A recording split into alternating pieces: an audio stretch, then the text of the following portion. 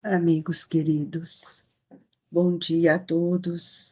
Que seu dia seja de muita vibração, de alegria, de compreensão, para que possamos dissipar os miasmas que ainda carregamos em nossos pensamentos.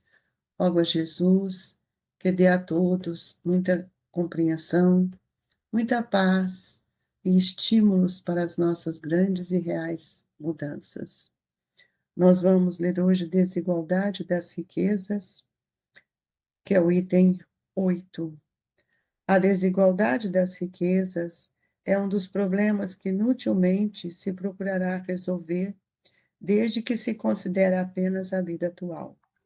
A primeira questão que se apresenta é esta: por que não são iguais os ricos todos os homens? Não são por uma razão muito simples, por não ser igualmente inteligentes, ativos e laboriosos para adquirir, nem sóbrios e previdentes para conservar. É, aliás, ponto matematicamente demonstrado que a riqueza, repartida com igualdade, a cada um daria parcela mínima e insuficiente, que, supondo efetuada essa repartição, o equilíbrio em pouco tempo estaria desfeito pela diversidade dos caracteres e das aptidões, que, supondo o possível durável, tendo cada um somente com que viver, o resultado seria o aniquilamento de todos os grandes trabalhos que concorrem para o progresso e para o bem-estar da humanidade, que, admitindo desta, ela a cada um o necessário, já não haveria o aguilhão que impele os homens às grandes descobertas e aos empreendimentos úteis. Se Deus a concentra em certos pontos, é para que daí se expanda em quantidade suficiente de acordo com a necessidade. Admitindo isso, pergunta-se por que Deus a concede a pessoas incapazes de fazê-la frutificar para o bem de todos. Ainda aí está uma prova de sabedoria e da bondade de Deus, dando-se o livre-arbítrio. Quis ele que o homem chegasse, por experiência própria, a distinguir o bem do mal, e que a prática do primeiro resultasse dos seus esforços, da sua vontade. Não deve o homem ser conduzido fatalmente ao bem nem ao mal, sem o que não mais fora senão instrumento passivo e irresponsável, como os animais. A riqueza é o meio de o experimentar moralmente, mas, como ao mesmo tempo é poderoso meio de ação para o progresso. Não quer Deus que ela permaneça longo tempo improdutiva, pelo que incessantemente a desloca. Cada um tem de possuí-la para se exercitar em utilizá-la e demonstrar que uso sabe fazer dela, sendo, entanto, materialmente impossível que todos possuam ao mesmo tempo, e acontecendo, além disso, que, se todos a possuíssem, ninguém trabalharia, com o que o melhoramento do planeta ficaria comprometido. Cada um possui por sua vez.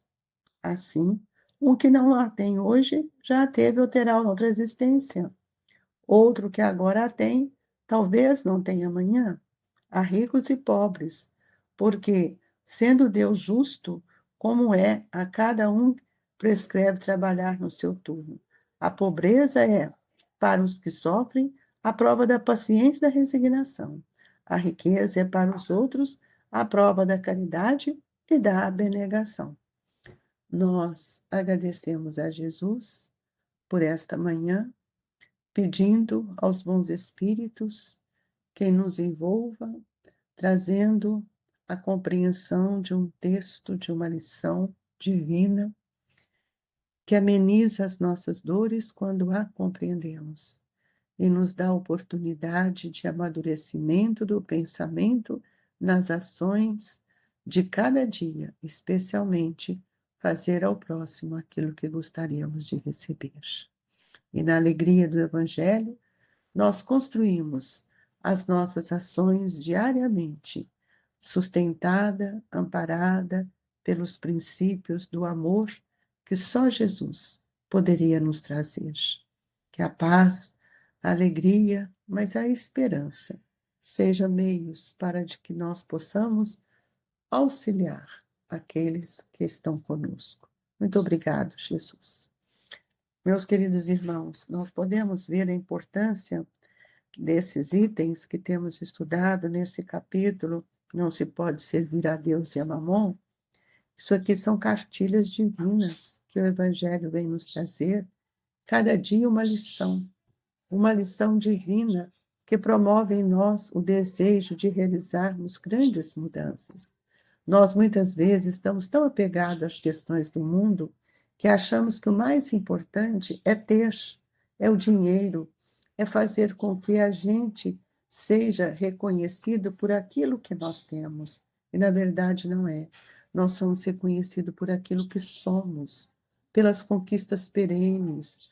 Então, no Livro dos Espíritos, nós vamos ver na pergunta 808, quando Kardec diz: a desigualdade das riquezas não se originará das faculdades, em virtude da qual uns dispõem de mais meios de adquirir bens do que outros. Então, ele coloca sim e não. Também ele estende da velhacaria e do roubo que dizes, mas a riqueza herdada não é fruto de paixões más. Quer dizer, nós tivemos uma herança daqueles irmãos que nos auxiliaram, daqueles familiares que estenderam para nós o valor do amor, da luta deles, muitas vezes para nos oferecer algo que fosse melhor, para nos sustentar, para nos ajudar, e não para nós fazermos o que muitas vezes temos visto. E aí, quando ele coloca: que sabes a esse respeito, busca a fonte de tal riqueza e verás que nem sempre é pura. Sempre nós temos aquela questão do ter, do guardar, da avareza. E é por isso que muitas vezes nós cobramos dos filhos, daqueles que nós deixamos alguma coisa, quando a gente fala: trabalhei tanto e você esbanjou tanto. E aí Kardec nos mostra: abre porventura, se não se originou de uma expoliação ou de uma injustiça? Como é que nós recebemos essa herança? De que forma nós amealhamos ela? Foi pelos princípios da honestidade, pelo trabalho, pelo desenvolvimento da nossa inteligência?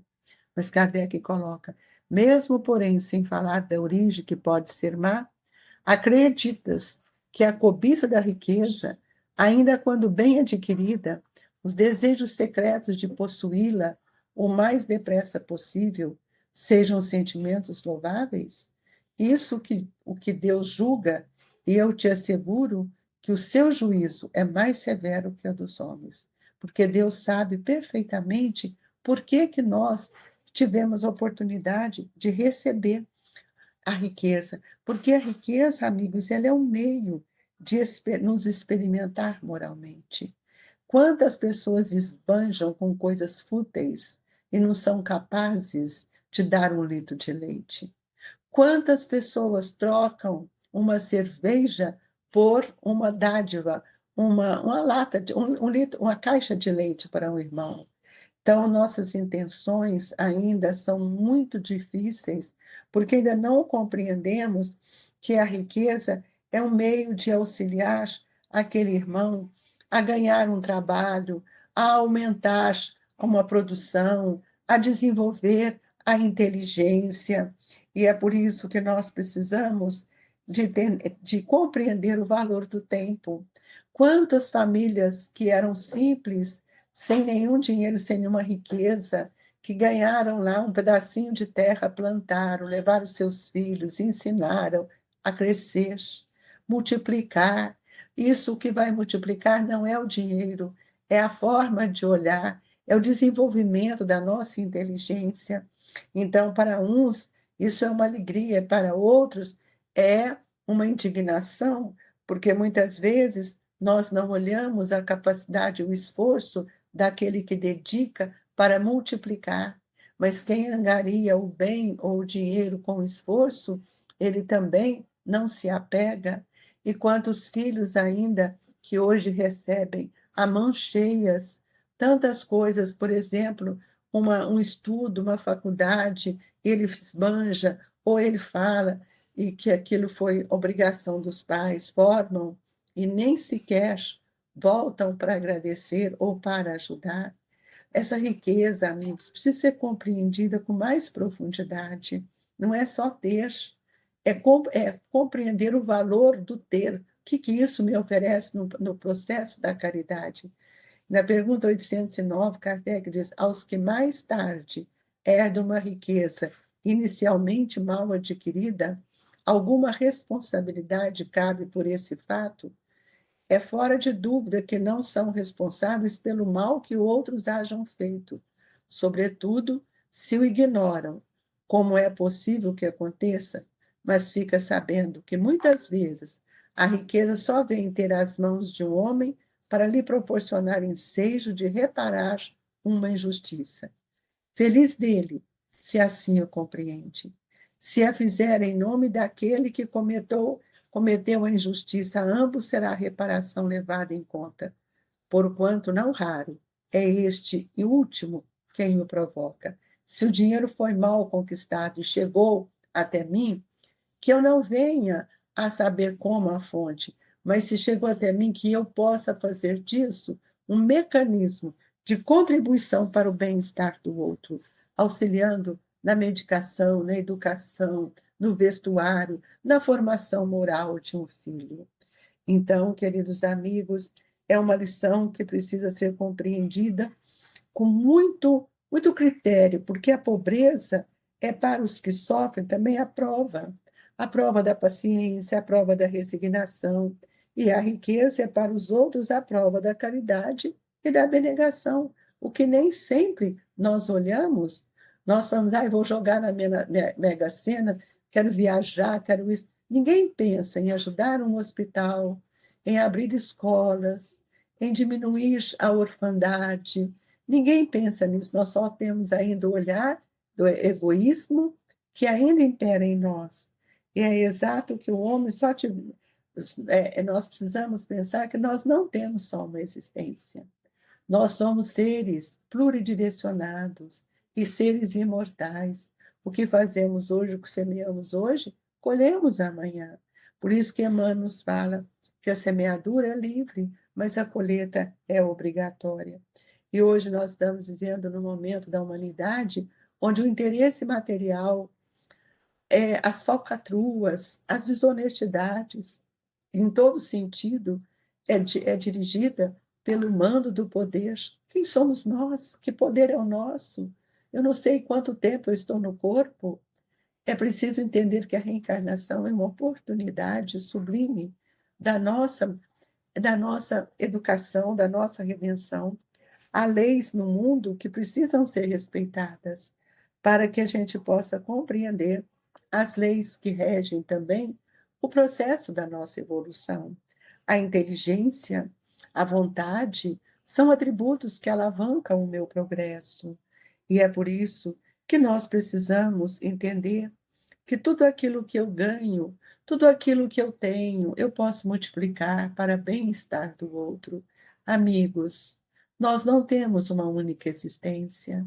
Hoje estamos ressarcindo um passado de dor, de inquietações, de maledicência, de luxo. Hoje nós estamos também preparando só os nossos corações para compreender que a semeadura de hoje é a colheita do amanhã.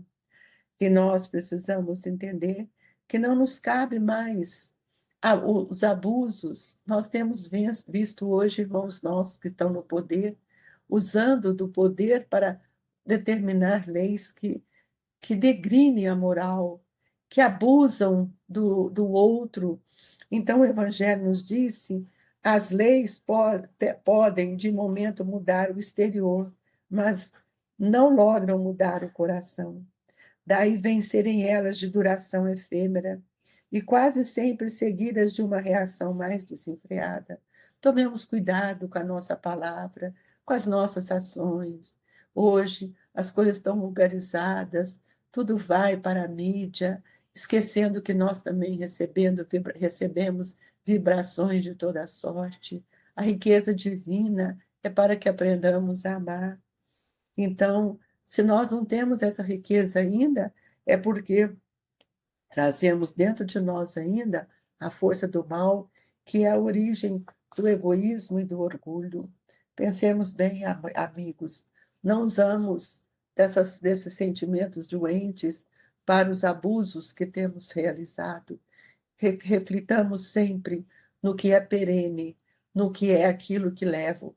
Por isso, Jesus nos ensinou: dai a César o que é de César, dai a Deus o que é de Deus. Reflita, irmão, onde está o seu pensamento? No Ave Cristo ou no Ave César? Que Jesus nos abençoe e nesta hora possamos receber o passe, essa energia salutar que emana dos pensamentos amorosos, que nos fortalecem e nos sustentam. Que os amigos espirituais possam olhar as nossas necessidades e que cada um na intimidade possa não só receber, mas como também agradecer. Que a nossa água seja fluidificada e que a bênção de cada dia possa estar conosco, hoje e sempre. Receba nos seus corações, amigo, o abraço fraterno do Grupo Espírita Esperança e Caridade, Colégio Allan Kardec. Fique com Deus, que assim seja.